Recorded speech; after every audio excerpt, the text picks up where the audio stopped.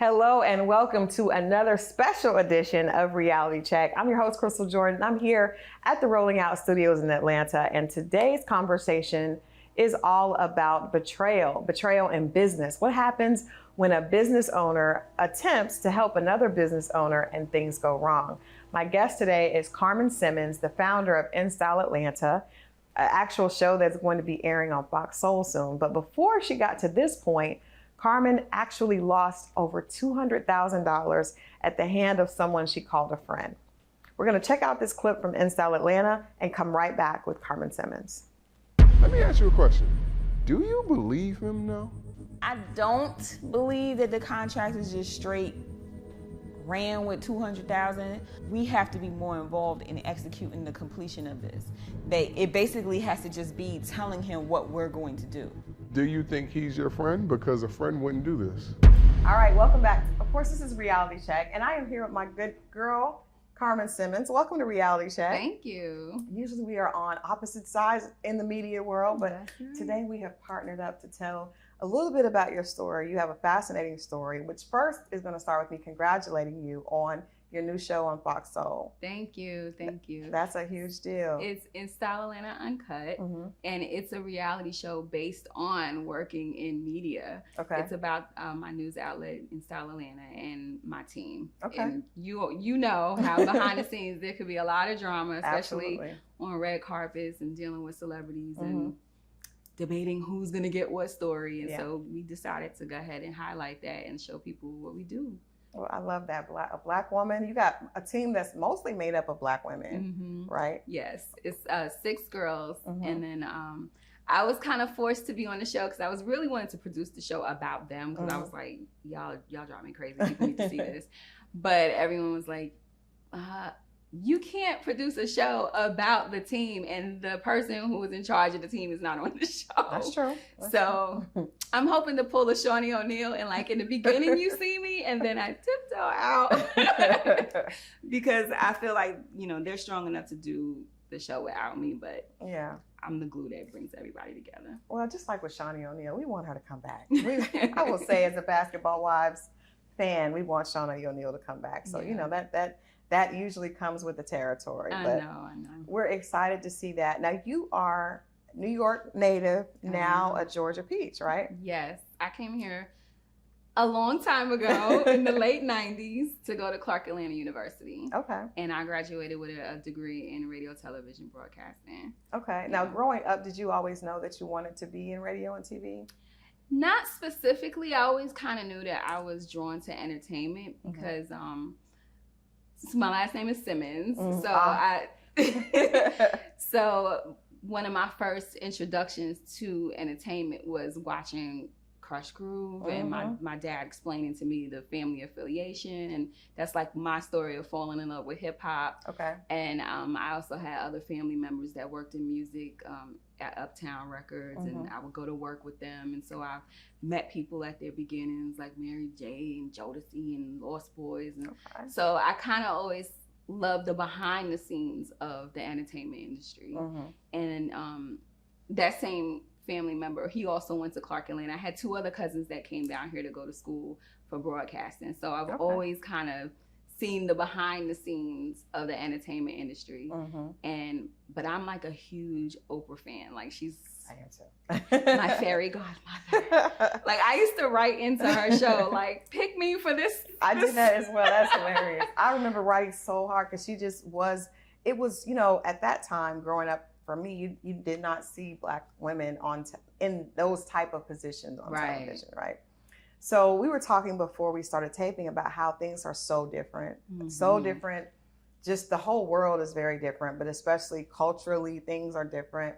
A few years ago with 2020 and the pandemic, we all started trying to really support Black-owned businesses and really being intentional, about that. But your story is a cautionary tale of, sometimes a Black business supporting another Black business goes terribly wrong. So before we get into that, let me hear a little bit about you growing up, because you grew up in Brooklyn. You obviously have this very authentic connection to hip hop, right? What was it like for you growing up in Brooklyn? I have a very traumatic story that thankfully I've been able to survive. But music and entertainment actually helped me get through some of the things that I went through. My mom contracted HIV sometime in the early 90s from my dad, who he was a drug addict, and she died in 1993 before him. And he followed a year and a half later in 95. And so it's music and television that kind of kept me, because I was like a big Wendy Williams fan and Oprah fan, and so I watched a lot of talk television. I listened to a lot of radio. I listened to a lot of music, and that kind of helped me zone out from all of the trauma that was happening around me. Because at the time, I have 2 younger siblings. I'm the oldest, and I had to kind of step in like a parent. But I'm only 2 years older than my brother, and he's 2 years older than my sister.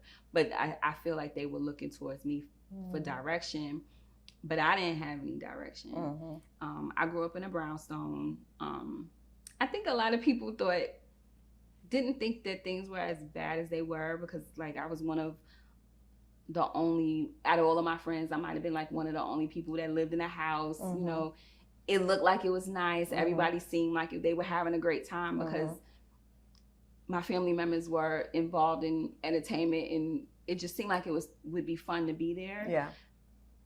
But it wasn't. So in order to like survive that, I had a lot of time in after school activities. I used to plan fashion shows. Sometimes I would go to work with one of my cousins who worked in the music business, and he would bring home the promos for all of the new artists. So they used to always cut like CDs with like their advanced copy of their album or their singles. And I would just stand in front of the radio listening to music super loud to kind of like drown out my thoughts and what was happening. But, you know, in the early 90s, HIV and AIDS was still new. And people didn't understand what to do.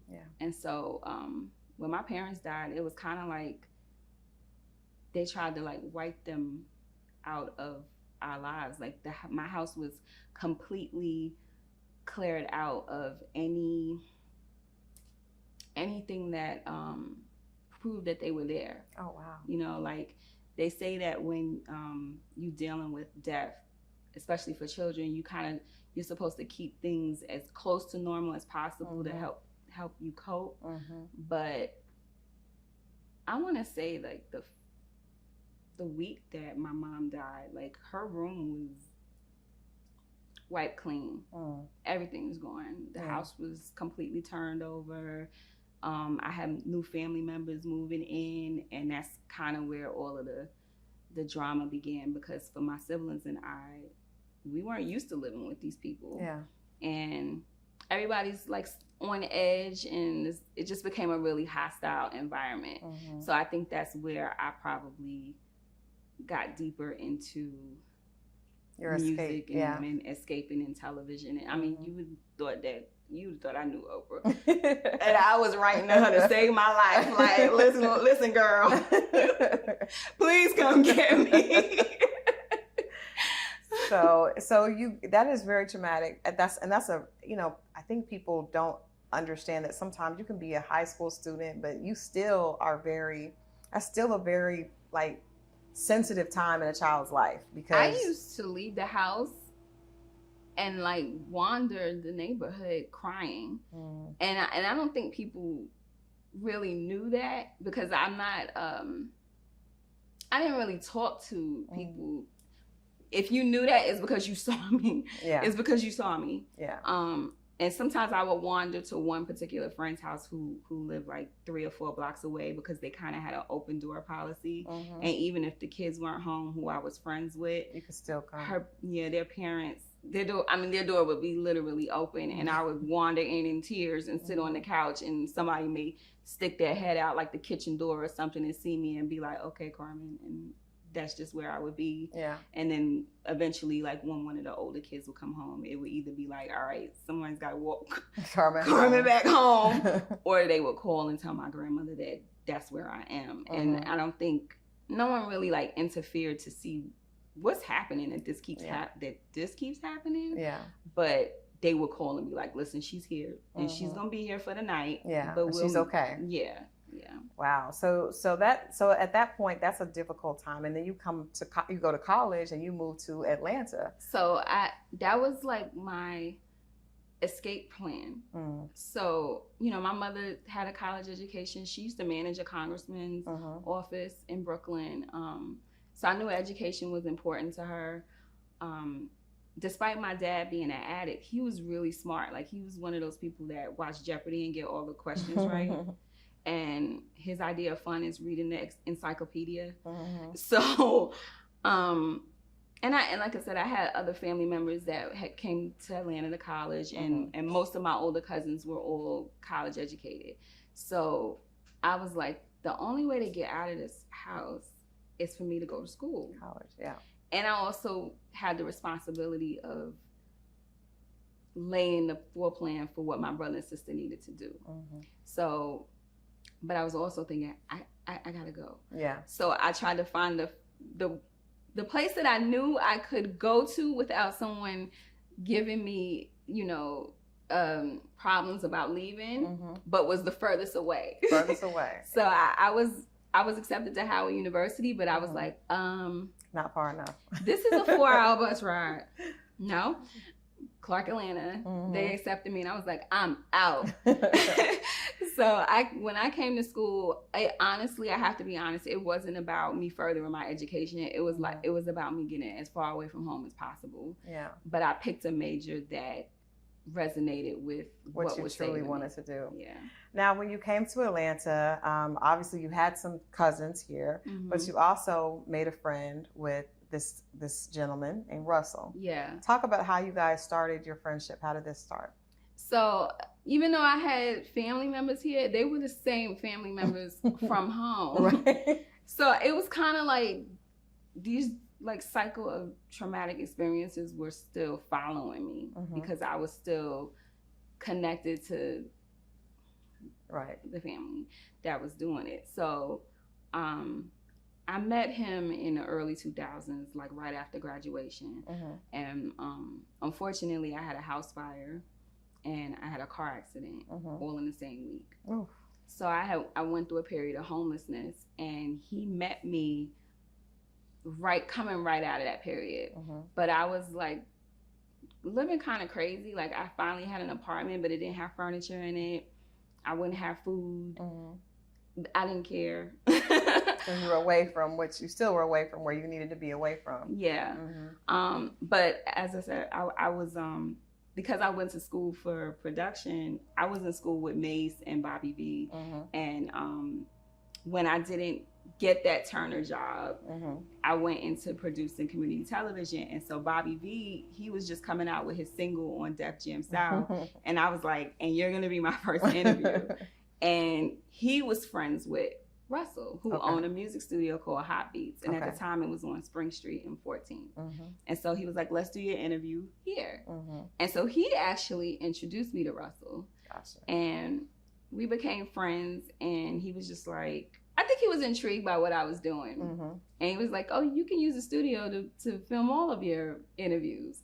And so between my relationships that I built from going to school with people and then the people that I was meeting at the studio who were doing business there, I started having a lot of celebrity interviews, and I would just do them all at Hot Beats. But Russell also realized that I had some personal issues going on, and I don't know what really made him decide to want to like be helpful to me, but it was kind of like, I don't want you on the MARTA as late as you are, because I was kind of behaving like I didn't care about myself, maybe. Yeah. Because I would be in the clubs, you know, like 112 would be open till 6, 7 in the morning. Right. I was there. And I could fall out of a club by myself.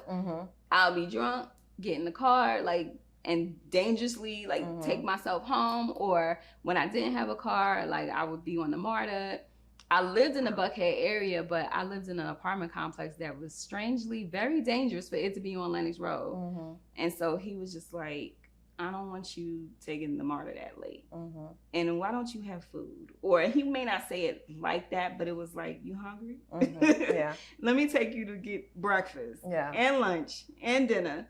So it was like he was taking care of me without directly saying, I'm going to take care of you. Mm-hmm. And it was kind of like I was helping him run his studio because he had just, I don't think he had just bought it, but he had a partner at the time, and then the partner left, and so now it was all his responsibility. Okay.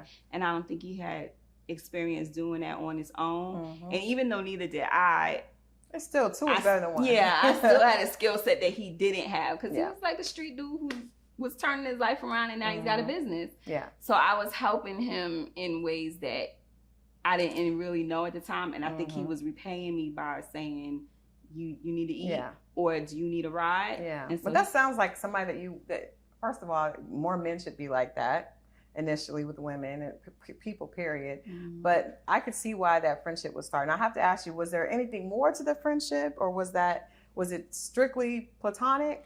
It was strictly platonic. And I won't say that we didn't have flirty moments, but it never moved beyond like, he might compliment me, or I think because we began to be so close in terms of our friendship and working together, like if there was somebody else around, I might be jealous. Like this is like, we were supposed to go to lunch today. Like I eventually started dating a producer that I met at the studio, but they all started being friends. So now it's like a boys club, and I'm X'd out of the boys club because I'm the only girl. And then I'm like, like, oh, y'all going to lunch without me? Yeah. So it was more like that. Okay. But no, it never.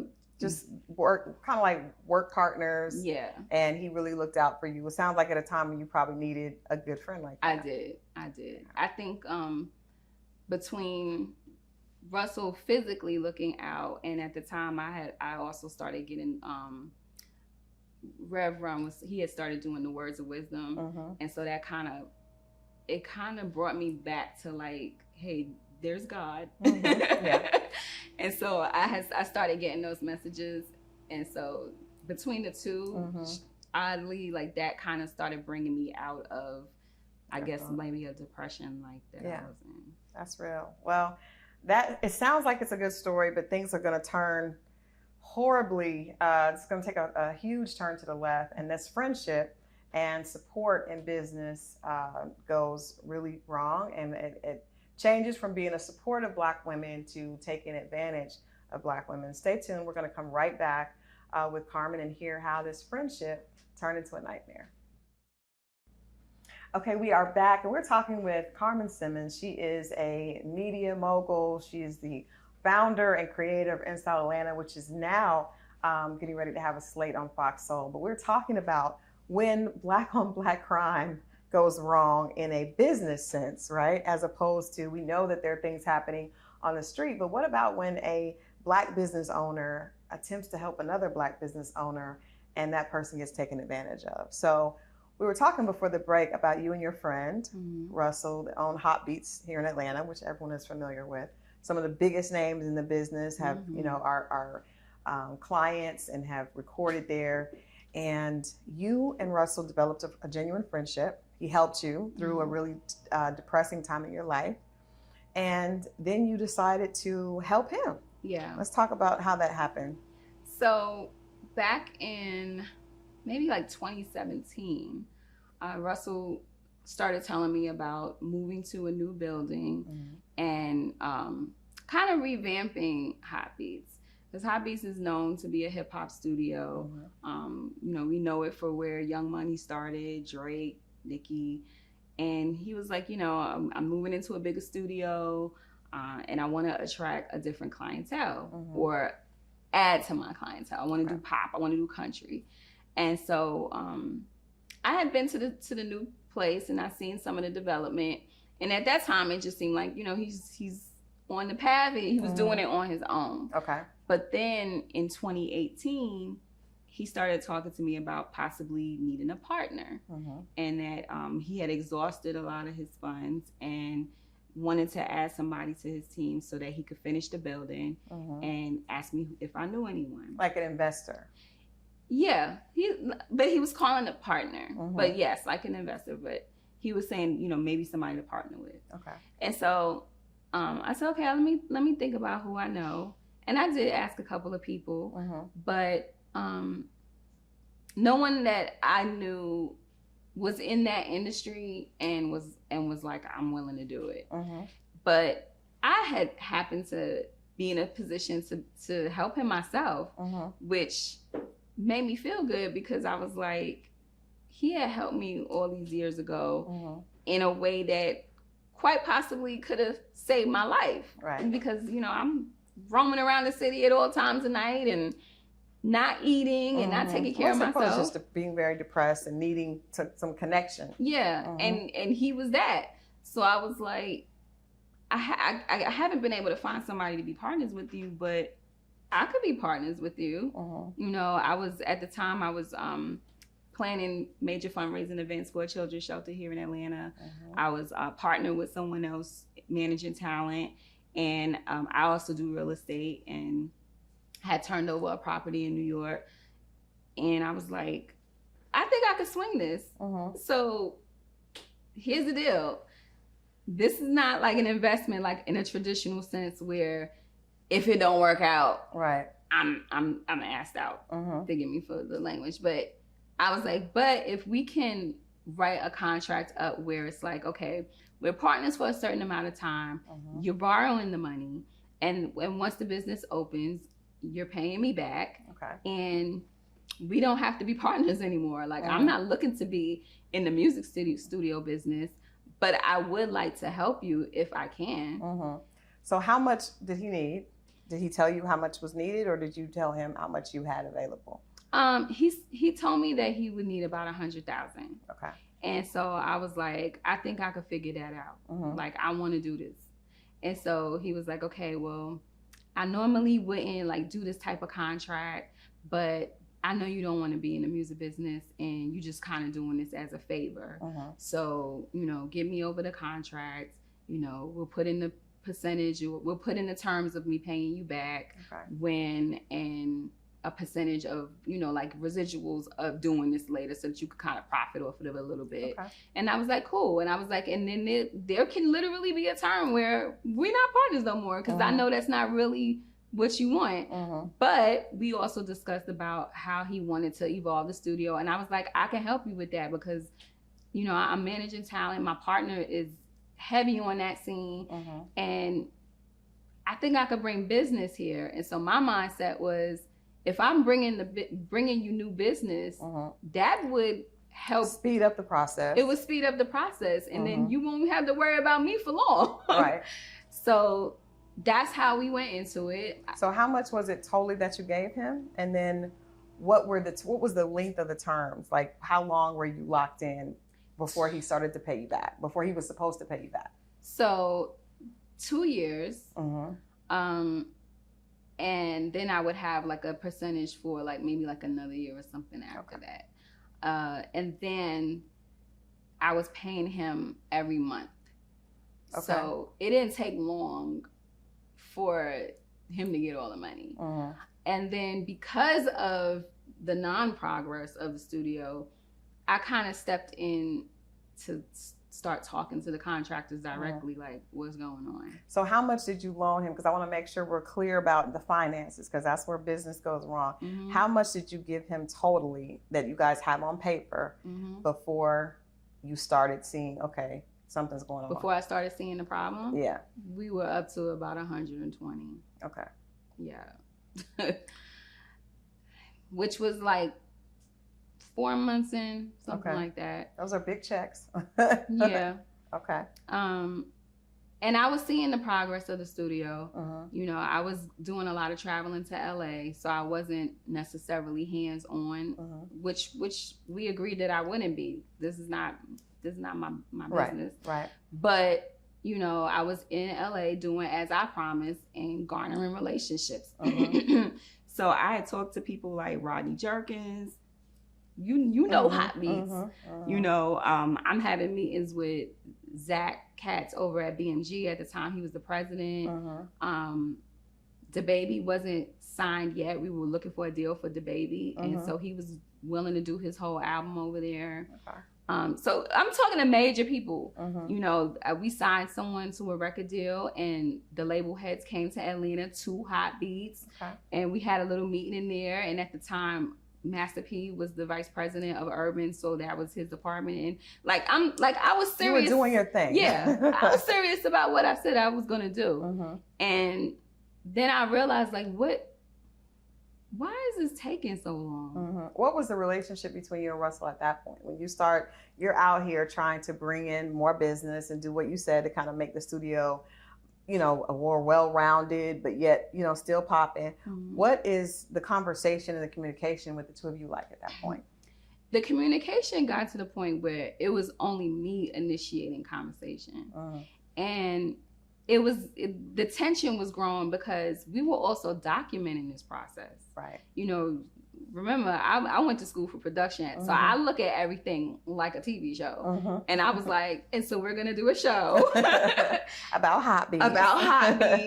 And so we actually went into production and we filmed the Sizzle. And if you see the original Sizzle, it's fun, it's light, you know, it's actually kind of funny.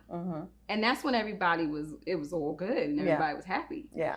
And then because this is taking so long, this tension growing and it's becoming more serious. Like, now this is not a fun show. Now this is like, why aren't we finished? The drama. And where is my money? But when am I going to get my money? Because if you don't finish, we can't open. And I have potential business and that's my money.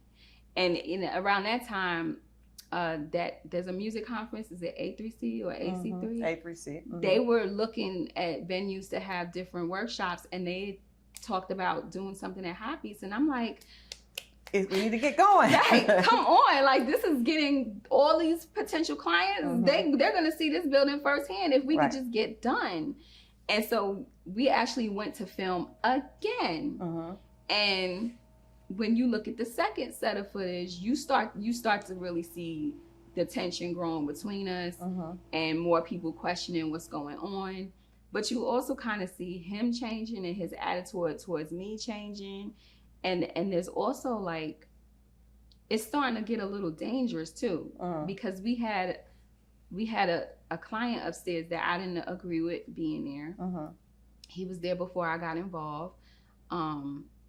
But because he was there and he was gang affiliated, there was a shooting that Russell didn't tell me about. Okay.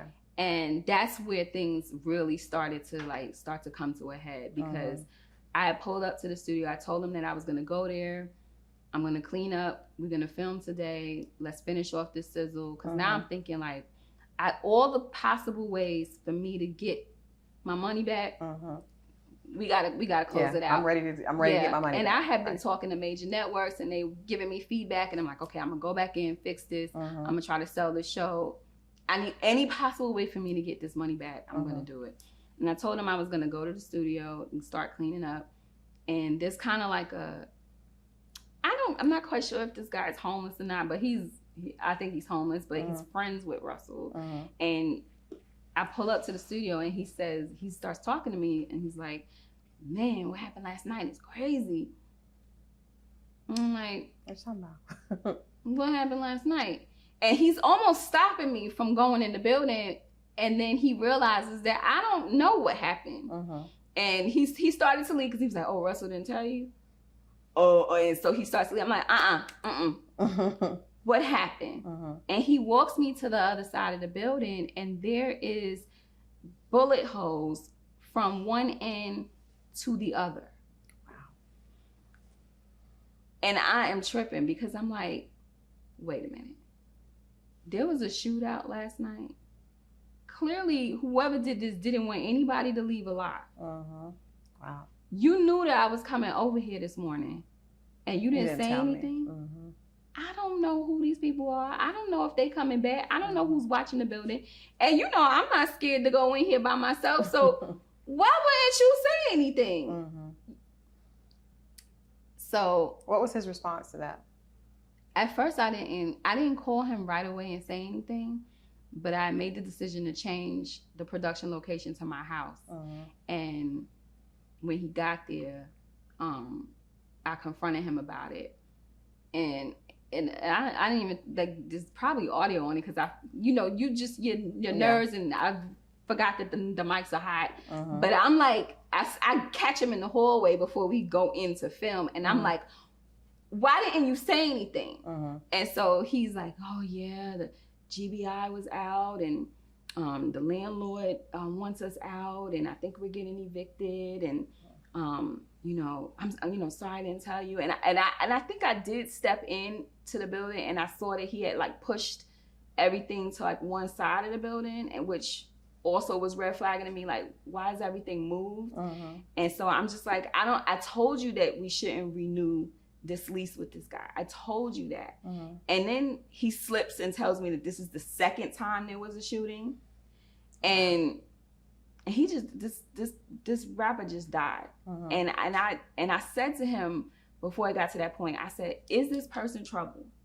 And he was like, not for me. And I'm like, okay, so why would you renew this again? Yeah. Like, and so that's when I knew, like, he's not being himself. He's not being transparent with me. Like, what the hell is going on? Right. So we go into film, and I asked him again, like, are you the reason why we're not opening? Mm-hmm. You're telling me that it's the contractors, like they just taking your money and walking away, which is my money. Mm-hmm. But you're not doing nothing about it, and that's totally not you. Mm-hmm. What's happening? And then I asked him if there's personal reasons, and he's just like, no, he's blaming it on the contractors, but he's saying that we're gonna finish, we're gonna figure it out, but it's not really convincing. Yeah, it doesn't make sense. It's not convincing. At some point, you talk to the contractors yourself. I talked to the contractors myself because I realized that they didn't know that there was another partner. Mm-hmm. And I just needed to understand, like, why aren't we picking up the pace? Because the building is like maybe 80% done. Mm-hmm. All we need to do is like finish the floors, pad the walls, and put the equipment in. Mm-hmm. But why is this taking so long? And then I start to get the understanding, like, you guys aren't actually getting paid. Mm-hmm. And you may think that you have stake in this situation, which you cannot have, because he and I have a legally binding contract. And I purposely put in there that you could not bring in any partners. Smart. And if you did, you got to talk to me about it, because we've already signed off that there are no partners. Right. It's just the two of us right now. Yeah. But the more time is passing and the more that I'm kind of building a rapport with the contractors, it's revealed to me that there are other people that actually have given money for the opening of this building. Wow. So he received money from other people that are like street cats. There's no written no written contract. Right. And the crazy Brooklyn side of me who forgets that you're a woman. You don't be rolling up on right. But she does occasionally. And so I had actually pulled up to his house and confronted him about these other people, because at this point you are really playing with me. Like, first of all, our friendship is supposed to be tighter than this, right? And I'm finding out you lying to me, and I'm feeling taken advantage of. But there's a part of me that's still like, but it's my friend. This is my friend. He wouldn't do that. Yeah. So there's got to be a good reason. And I came to his house like unannounced. I'm outside already. Right. And I asked him about it, and he told me like, oh, you're the only one that I'm in contract with. Don't worry about everybody else. And I'm like, but I have to worry about everybody else, because I feel like you also putting my life in jeopardy, because I don't know about everybody else, but I think everybody else may know or can find out about me, and you taking money from people for a business that we are now joint ventured on. And the place just got shot up. But he's just not being transparent about what's really going on and what are you doing with this money? And I still hadn't really directly said, like, why aren't you paying people? Because in my mind, I'm like, there's got to be a good reason for everything that he's doing, because why would he play me like this? So we're going to take a break, but so we got $120,000 just out there, no progress happening, and a partner that's becoming more and more elusive. And I think that's one of the issues, especially that women come into a lot. You're trying to help someone, being, trying to be helpful and a good friend, and having paperwork, because paperwork means you were smart, even though you were trying to help your friend, you were also being smart. And things still went wrong. Stay tuned. We're going to come back and hear what happens when Carmin had to pull up in a different way at the court and see what happened. What was Russell's response? Stay right there. We'll be right back. Okay, and we're back. And this is a Reality Check Expose with Carmin Simmons. And we're talking about when business deals go bad. So before we left at the break, you were sharing how you finally pulled up on Russell and confronted him. At what point did you realize, okay, my money, he's not going to give me my money, and this is not going to go the way that I thought it was going to go, so I'm going to have to reach out and do something different? I pulled up again.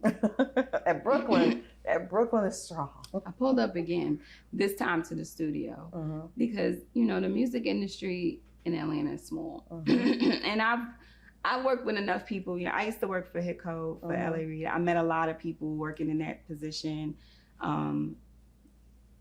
My ex is a major music producer. So I knew a lot of people, and things get back to me. Yeah.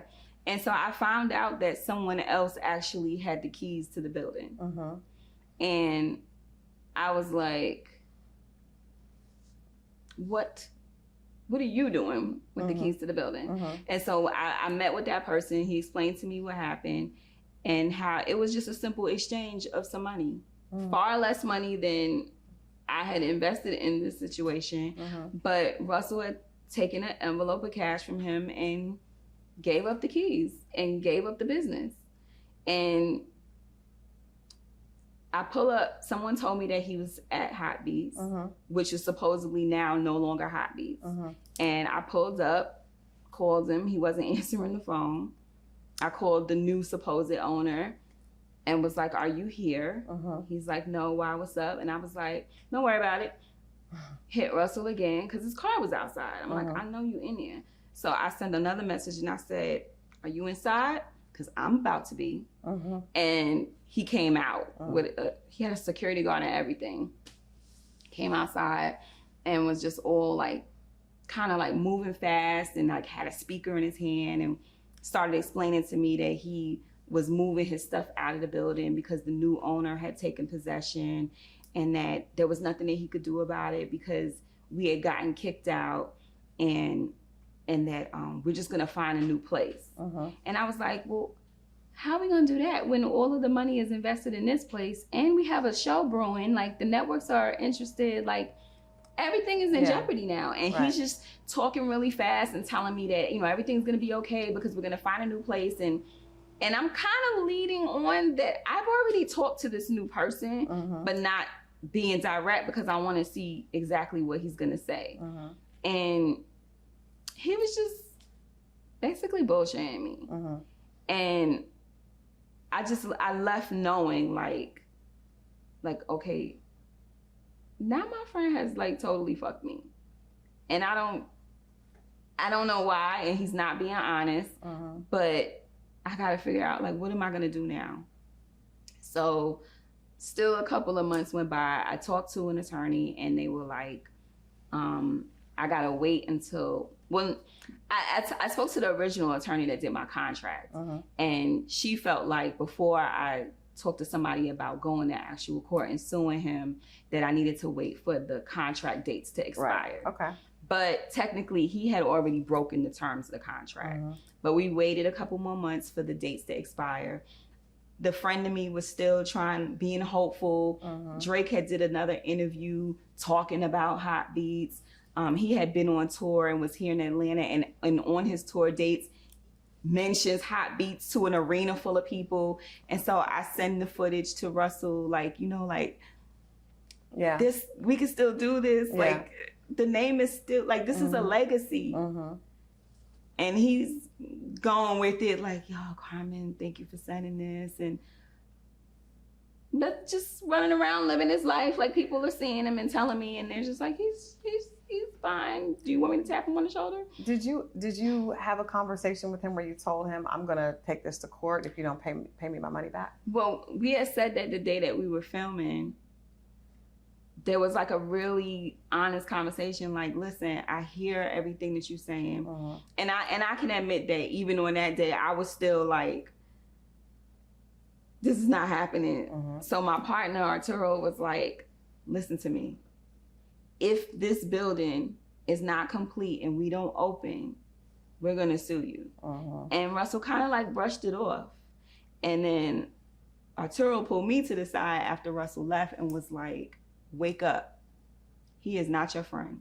Yeah. And it was just like, I'm still kind of like in a daze, like, no way. Like, there's no way that he's taking advantage of me like this. He understands everything that I've had to come through. Like, I'm not Oprah. I love Oprah, but I'm not Oprah. This money didn't just, I don't inherit millions of dollars. Like, I had to work for every single dollar that you received, and I had to sacrifice every single dollar that you received. And I'm trying to build a legacy too. Right. And I have siblings that's depending on me to get to a certain point so I can help them too. Because even though we're adults, they're still looking at me like, can you help us out? And I'm thinking to myself, I'm helping my friend. I'm gonna flip this business with him and spread the wealth. And this is not happening. Yeah. So at that point, after he kind of like, I sent him the text messages with Drake, and he responded back to me like, oh, thank you for the encouragement. But there was never no like, I got you. I'm gonna make this right. Never no plan. Thank you so much for believing in me. I'm gonna make sure that you're straight. Give me some more time. Nothing like that. Never. So you guys go to court, and that went pretty quickly. I didn't even have to step foot into a courtroom, which he's lucky, because I was like crying every night. I'm going through phases of being totally pissed to depressed because I can't understand. I'm talking to everybody about it. Like, I'm sure people were like, I wish you would stop. Because I just couldn't understand. Like, I couldn't wrap my mind around it. I turned in my truck. Like, I still don't drive. I'm like reducing my life because now I got to make up for the fact that I don't have this money. And at the time, like, I'm trying to be an independent entrepreneur here. I'm single. I'm doing all of this by myself. Right. So now I got to make sacrifices because what I thought was going to happen didn't happen. It's not going to happen. And now, and then we go into a pandemic. So I got my attorney, James Walker Jr., and I mean, it's crazy because the judge looked at everything and I don't know if it was a he or she, honestly, but they granted my judgment immediately. Like, there's a $200,000 judgment. And the only thing that I heard back from his attorneys right before I think the judgment was granted was that if I continued to pursue, he would just file bankruptcy. Oh, the attorney told you that? Yeah. And I told my attorney, I was like, I don't about his bankruptcy. So I guess you either gonna have a bankruptcy or you're gonna have a judgment, but you have to pay this money back.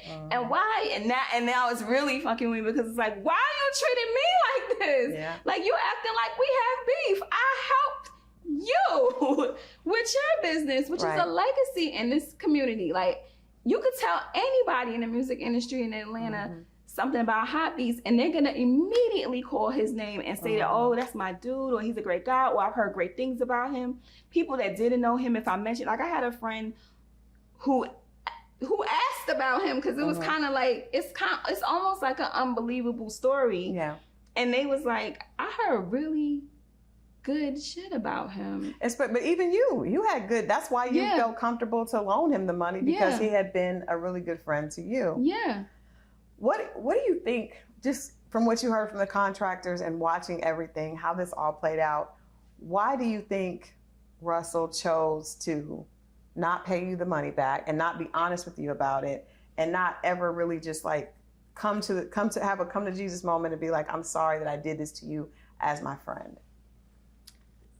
I think that he realized that because we were friends, that he could probably get away with certain things. I will admit that I should have done more due diligence on why he needed to go the non-traditional route for the money. You know, this was a flourishing business with countless names who are major in this industry. Why didn't he just go to a bank? Yeah. That never crossed my mind because I was so focused on helping. And I think that he was taking advantage of that. And I don't think that he thought that I would actually sue him for it. Right. But that's a lot of money. Yeah. That's a lot of money. We're going to come back. We're going to take a break now. We're going to come back. And I'm going to ask Carmin what was her reality check from this situation, and see how she feels about helping other businesses. And is that something that we should do, or how do we practice due diligence when it's someone that you know that you have history with? We're going to get into all that when we come right back. Stay right there. This is Reality Check here at Rolling Out. All right, we are back with Reality Check, and my question to you, Carmin, is what was your lesson? I think all, storms and, hard times come with a lesson. So what was your takeaway? What was your reality check from this situation with Hot Beats and Russell and your $200,000? You have to do your due diligence. And if someone's going to come to you like you're the bank, you have to act like the bank. Pull those financials, figure out why it is that they need this help. Why aren't they going the non-traditional route? Pull the financials, make them sign contracts, make sure you do that. That's the only thing that I think really saved me. He had other partners that he took money from, but mine's really counted because it was on paperwork. Yeah. I don't want to discourage people from helping if they can, because in our community sometimes we need people help. to not give a handout but a hand up if you can, but you still have to protect yourself. So make sure that all the legalities are in check. I want to ask you, do you think that he would have done this to you if you were a man? Do you think because it's a woman it was easier for him to do that? I do. I think that it had everything to do with our friendship and because I'm a woman and he was only dealing with me. I have another business partner who I was managing talent with, Arturo Ayers. Ooh, sorry. But he didn't have to deal with him with those conversations. Arturo would come with me to meetings, but he didn't interfere because he also knew that there was a friendship between us that also was involved. But I will say that he did say to me, I'm not quite sure I understand this dynamic, but I'm gonna step out and just watch, and if you need me, let me know, because I know that there's a friendship involved here. But we do have to remember when we're dealing with business to sometimes you got to take out the friendship and handle your business. Absolutely. And I'm glad that I knew enough to say we need a paperwork contract. We need a paperwork contract. Well, it looks like, I think at the end of this, my takeaway is that you still are doing what you wanted to do. You have a new show that is, all you. It's not involving Hot Beats, but it's you, and you're still able to do that. You just got to deal with Box Soul. So, just because someone tries to throw a kink in your plan doesn't mean they can stop you, but that's an expensive lesson to learn. Oh my goodness. and I wish that I didn't even really get distracted with trying to help someone else at the time, because I could have invested that into building my brand. And sometimes we get distracted and excited about helping someone else and forget that you're already on a path that you need to be focused on. Absolutely. So, I'm back focused. Back focused. In Styling and Uncut. That's my reality show that I executive produce. Thankfully, my former Hot Beats reality show partner, James Dubose, is at a new streaming platform, Fox Soul, and I told him about In Style Atlanta Uncut, and he was like, get focused, get it together. And he gave me the opportunity to Let's do it. partner with them in air. That's a great takeaway too, is never put someone else's dreams or their business ahead of your own. So I want to thank you, Carmin, for coming in and Thank sharing you. this story. Hopefully this story will be able to help someone else. I think there were great reality checks all through this story. Definitely friendship and business do not always mix, but if you are going to mix the two, make sure you focus on the business. Absolutely. What a crazy story. But one thing that we did learn, I hope that you all got that takeaway.